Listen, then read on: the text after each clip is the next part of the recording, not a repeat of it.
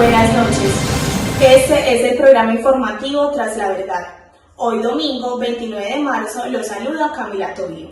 Conoceremos la historia de alias El Pipelón, quien es uno de los más adversarios sicarios que está siendo juzgado por más de 1000 homicidios relacionados con secuestros, extorsiones, robos a gran escala, entre muchos más.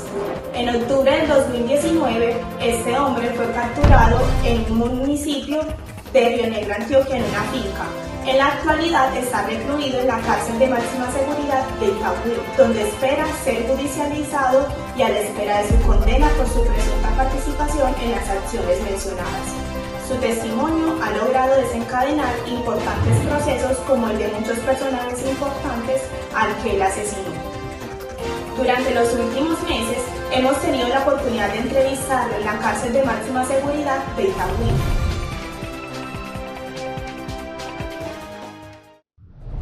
Nací en Yarumal, Antioquia, y el puto papá que me tocó nos dejó tirado por allá. Entonces mi mamá, pues para salir adelante, nos trajo para aquí, para Medellín. Y aquí se consiguió un man que le pegaba unas pelas a las hijueputas. Entonces yo desde niño me entré en la violencia por ese man. Yo desde muy niño empecé con las armas blancas, desde muy niño empecé la actividad delictiva, mi relación con los compañeros era muy mala. Yo recuerdo que un día estaba en una heladería y llegaba un man de los Gavilanes, que era el que mandaba para allá como una 20, y cogía a un man a machetazos. Todo el mundo corrió, pero ahí me gustó ver cómo le salía la sangre a ese man. Entonces yo dije, güey, puta, ese es mi futuro.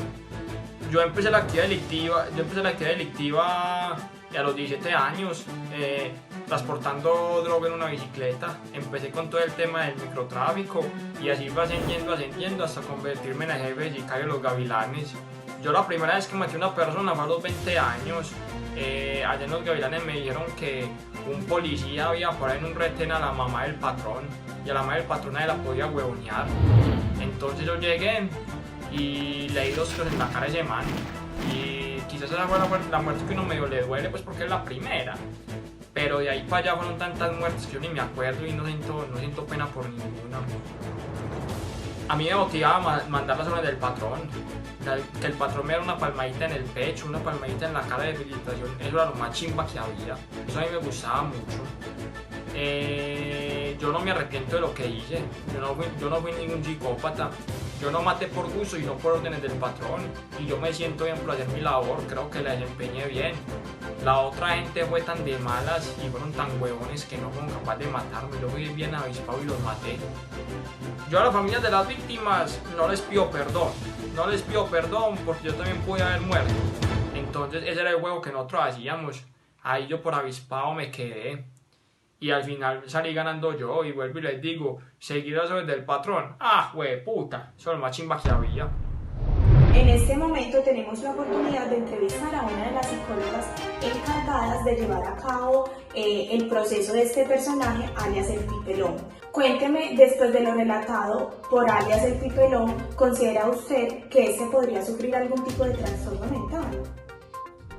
Su relato, el comportamiento que presenta, todo eso son muestras de características de que están presentes en él, un trastorno de la personalidad. En este caso sería el trastorno antisocial de la personalidad.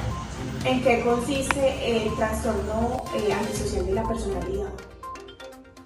El trastorno antisocial de la personalidad se caracteriza por patrones dominantes, como la inatención y la vulneración de los derechos de los demás. Este se produce aproximadamente a los 15 años de edad, se manifiesta por 3 o más de los siguientes hechos. Por ejemplo, el incumplimiento de las normas sociales, esto con respecto a los comportamientos que se manifiestan en acciones repetidas y que suelen ser motivos para detención. Por ejemplo, el engaño, manifestado en lo que son los alias, las mentiras. En los alias vemos, por ejemplo, entonces que la manera para estafar, extorsionar, sacar provechos personales o evadir la justicia. La impulsividad, son personas que tienen problemas para seguir lo que son planes al pie de la letra, presentan incapacidad para planear o ejecutar esos planes que son planeados con antelación, suelen ser más impulsivos y actuar con la adrenalina del momento. La irritabilidad o agresividad, que se manifiestan en agresiones y peleas físicas de maneras constantes, donde agreden de manera constante a sus víctimas físicamente. Sus sentimientos afloran con mucha facilidad por no estar, por ejemplo, compartir ideas con ellos, pensamientos, sentimientos, sean buenos o malos. Simplemente cuando tú estás en desacuerdo con ellos, eso puede hacer que la persona reaccione de manera agresiva, que siempre te agreda frente a algo que ellos no están de acuerdo o con lo que no les parece a ellos. La desatención, son personas que son muy imprudentes frente a su seguridad y las de los demás, se exponen de manera frecuente a peligros, no piensan en qué les pueda pasar a ellos o a las demás personas. La irresponsabilidad constante, que se presenta entonces con poca facilidad para conseguir, por ejemplo, un empleo, para realizar acciones que son coherentes dentro de las normas, participar dentro de la sociedad con trabajos, obligaciones, pago de deudas, estudios y demás. Ausencia de remordimientos, total ausencia de lo que es la empatía hacia los demás. En el caso de Pipelón lo evidenciamos su falta de empatía con las víctimas, su falta de empatía al momento de ejecutar las acciones y las órdenes que le brindaban. No importaba quién cayera dentro de estas órdenes que él estaba cumpliendo. Entonces, si había un carro bomba y dentro de esas situaciones habían víctimas que no estaban, pues, personas ahí como inocentes, para él simplemente era un accidente, se encontraban en el momento equivocado, cayeron por error, pero no importa. Ya, lo que pasó. Cuando sus propios hombres morían dentro de sus labores asignadas, él simplemente respondía con dinero, decía que eran cosas que pasaban y le daba dinero a sus madres, esposas, a sus hijos, a su familia, porque pensaba que la vida era algo que simplemente se compraba con plata y ya murieron, entonces lo pagábamos. Podemos evidenciar que no hay un arrepentimiento sincero de parte de él, simplemente sus acciones fueron cometidas porque se tenían que cometer, eran labores que eran ejecutadas por él, sus patrones daban una orden, esa orden había que cumplirla y esas órdenes eran dictadas por sus patrones porque consideraban que era lo correcto frente a lo que estaban viviendo, a una guerra o sus accionarios pues tenían siempre una justificación y él siempre justificaba esos accionarios detrás de esas lideratos que creía o asumía que tenía entonces su patrón. Este tipo de trastornos se puede presentar desde los 15 años de edad. En el caso de Pipelón podemos evidenciar que desde los 12 años ya hacía parte de esta organización de manera muy de vez en cuando participaba dentro de sus acciones o ayudaba en ciertas cosas.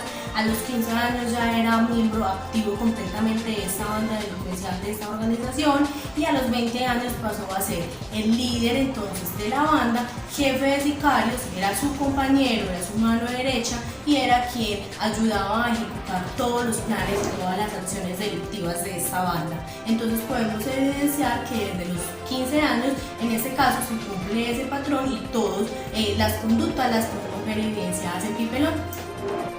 Según ese trastorno, ¿el capturado debería tener algún otro proceso diferente? Sí, claro, yo considero que este tipo de casos deben llevarse de una manera diferente. Aquí varían también lo que son las condiciones psicológicas y las afectaciones del procesado. No estamos tratando con una persona que actuó de manera natural, que también actuó ligado a unas afectaciones que tiene y que obviamente deben ser tratadas. El estar simplemente en la calle, realizar trabajos, estudiar, no solamente sirven para pasar el tiempo o para recibir otras condiciones, como por ejemplo disminuciones de su condena y demás. Sí, son muy buenas, lógicamente, pero eso no va a servir para resocializarlo completamente y para garantizar, como decíamos, que cuando salga pueda sobrellevar con lo que hizo, con todas las afectaciones y demás. El proceso en este caso de resocialización también implica entonces un proceso psicológico, un proceso psiquiátrico que mitigue todo ese dolor, la culpa y los sentimientos que puedan surgir en algún momento, o lógicamente pues también evitar que vuelva a caer en las mismas condiciones y que cuando salga vuelva a delinquir, que es el mayor miedo que se afronta en este tipo de casos. Sobrellevar la condena, manejar todo lo que son sus comportamientos, sus emociones, sus sentimientos, todo ese tipo de cosas se deben tratar de la manera completamente diferente a una persona juzgada o judicializada simplemente por un asesinato, que es completamente diferente.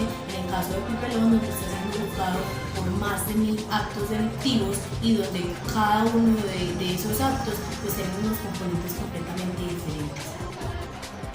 ¿Considera que alias el Pipelón es un asesino o es un enfermo mental? En el presente, que el trabajo que se realiza en las autoridades de las cárceles pues no ayuda, no es tan amplio en este tipo de trastorno para este tipo de situaciones específicas. Entonces también hay que ayudar a mitigar otro tipo de patologías que se pudiesen estar presentando, no solo en él, sino en cualquier otro recluso que tuviera también algún otro tipo de afectación psicológica, y que gracias a estas afectaciones es que los lleva a delinquir precisamente. ¿Está usted de acuerdo con lo que plantea la abogada que debería ser juzgado alias el Pipelón? No estoy de acuerdo con lo que habla la abogada Catalina. A mí me parece que debe tener otro tipo de tratamiento.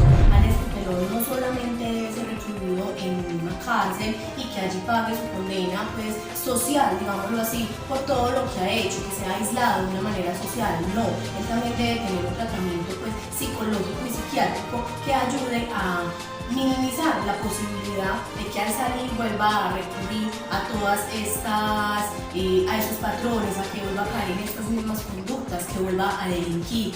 Si bien es cierto, durante el tiempo que esté en la cárcel, ese tiempo le va a servir para reflexionar acerca de todo lo que hizo, de todo lo sucedido, de todos esos crímenes, pues también es cierto que debe tener un proceso, como ya lo mencionaba, psicológico y psiquiátrico, que ayude a evidenciar un cambio real, que cuando él salga pueda vivir con esas cosas, que pueda salir a una sociedad, a pues, hacer otro tipo de cosas, que no vaya a recaer nuevamente en actividades pues, delictivas.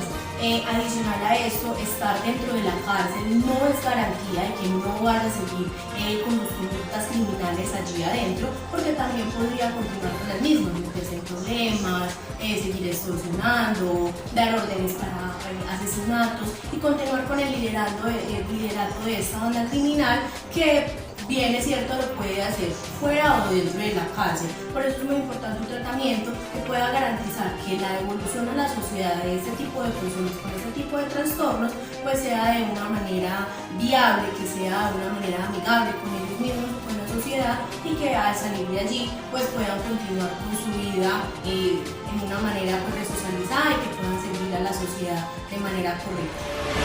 Muy buenas noches, Ingrid. Sea usted bienvenida al programa Tras la Verdad. ¿Está usted de acuerdo con el diagnóstico otorgado por la psicóloga Tatiana?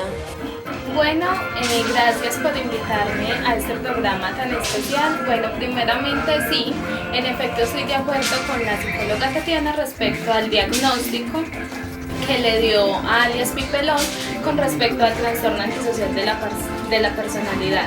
Evidentemente este presenta conductas disruptivas, características por la agresividad y la hostilidad, al igual que un umbral que se puede considerar bajo respecto al temor, ya que evidentemente los castigos, el miedo, digamos que no está muy presente en él, situación que lo lleva a romper la regla y transgredir el bienestar físico y psicológico de las demás personas. Entonces sí, estaría como de acuerdo con ese trastorno en este caso. ¿Cuáles son los delitos por los que se le acusa y cuáles son sus repercusiones jurídicas? Cuando hablamos de las causas que pueden originar el trastorno de la personalidad antisocial, lo podemos ver desde distintos focos. Uno de ellos sería la parte biológica, que es cuando hablamos si hay presencia o no de alteraciones en la estructura del cerebro, fallas en la neurotransmisión, pero digamos que para identificar esas falencias habría que hacer estudios pertinentes a los cuales hasta el momento no se han tenido acceso. Pero lo que sí pudimos identificar son variables sociales, culturales y personales y familiares que pudieron influir directamente en la formación de este trastorno. Podemos encontrar el abandono del padre desde la infancia de alias Pipelón. Tenemos una estructura familiar disfuncional donde primaba la violencia, el maltrato. tanto por su padre como posteriormente con su padrastro, que vienen a ser como las figuras representativas para él. Hablamos de un bajo extracto socioeconómico, encontramos que él presentaba desinterés hacia lo académico. Además de eso, vivía en un entorno cultural, digamos que en Medellín, donde primaba el acceso a las sustancias, a las armas y al ingreso a grupos poblacionales al margen de la ley, como se vio evidentemente que es en la historia de alias Pipelón, que fue que desde muy niño tuvo acceso por parte de su padrastro al consumo de sustancias como la marihuana y ingresó como de manera fácil al grupo de los Gavilanes. ¿Qué pruebas o instrumentos psicológicos se pueden aplicar para confirmar el diagnóstico? Bueno, para evaluar este tipo de trastorno de la personalidad, digamos que contamos con varios instrumentos, tanto específicos de la psicología forense como de la psicología clínica, los cuales son totalmente válidos. Lo importante es orientar la interpretación hacia lo que se nos está pidiendo. En este caso, primeramente encontramos la entrevista psicológica forense. Esta puede ser estructurada o semiestructurada, puede ser diseñada por el propio psicólogo forense que esté llevando a cabo el peritaje psicológico, o ya varios psicólogos forenses con anterioridad han diseñado este tipo de entrevistas. El fin de estas entrevistas psicológicas es evaluar a mayor profundidad todos los aspectos, todas las áreas de vida de una persona, tanto a nivel familiar, social, interpersonal, intrapersonal, económico, académico, para lograr identificar todos los aspectos más relevantes, traumáticos, significativos de todo el desarrollo del ciclo vital del sujeto que lo llevaron a desarrollar o estructurar un trastorno de personalidad. En este caso sería el trastorno de personalidad antisocial. Tenemos otro tipo de instrumentos, uno de ellos es el MMPI-2. Este se encarga de analizar, es un instrumento que evalúa la personalidad patológica, teniendo en cuenta varios ítems. Luego tenemos el MCMI-2, que este también no solamente evalúa los trastornos de personalidad, sino un conjunto de aspectos emocionales e interpersonales que afectan o pueden afectar con posterioridad la salud mental del sujeto. También tenemos el 16PDF5, que evalúa los 16 factores más relevantes y más importantes de la personalidad de cualquier persona. Este puede ser como la atención a las normas, la inteligencia, la necesidad de experiencias, extraversión, se cuenta también con 5 niveles globales. También tenemos el PCLR. Este instrumento fue desarrollado por Robert Haren principalmente para la psicopatía, pero sabemos que la psicopatía y el trastorno antisocial comparten características conductuales en específico, como las conductas violentas en ciertos casos. Entonces, digamos que este tipo de instrumento nos va a permitir evaluar o conocer a mayor profundidad el origen, la ejecución y las sensaciones, sentimientos que experimentaba la persona cuando cometía este tipo de conductas agresivas.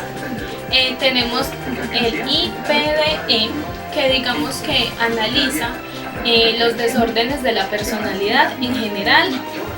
Tenemos el EUAD, que principalmente es una escala que evalúa el uso, abuso y dependencia de sustancias psicoactivas. En este tipo de personalidad es importantísimo evaluar la relevancia del consumo que tiene la persona, principalmente porque ya se ha encontrado que la mayoría de personas con trastorno antisocial consumen sustancias psicoactivas. Entonces sería de mayor relevancia conocer, digamos que su dependencia hacia este tipo de sustancias, y con posterioridad poder definir como el plan de tratamiento por parte de otro encargado respecto como a este tema. Entonces digamos que para mí estas serían algunas de las pruebas más relevantes para evaluar el trastorno de personalidad antisocial, pero evidente hay muchas más. Hay algunos que utilizan la NEOPI, y otro conjunto de instrumentos que evalúan la personalidad tanto normal como patológica, que nos van a permitir identificar todas estas características que priman y que debemos de potencializar, reconocer e identificar durante el sujeto, como en este caso que sería alias Pipelón, y nos permitiría conocer sus afectos, sus pensamientos y sus conductas. ¿Considera que es un criminal nato o no? ¿Y por qué? Bueno, no creo que aplique en este caso las teorías de que alias Pipelón sea un criminal nato. Creo que principalmente debemos de atribuir estas condiciones y esas características comportamentales violentas a factores socioculturales de los que mencioné con anterioridad. ¿Qué pasa? Digamos que la personalidad se estructura principalmente en la primera infancia y en la adolescencia. Evidenciamos en su historia de vida, por lo que nos comenta,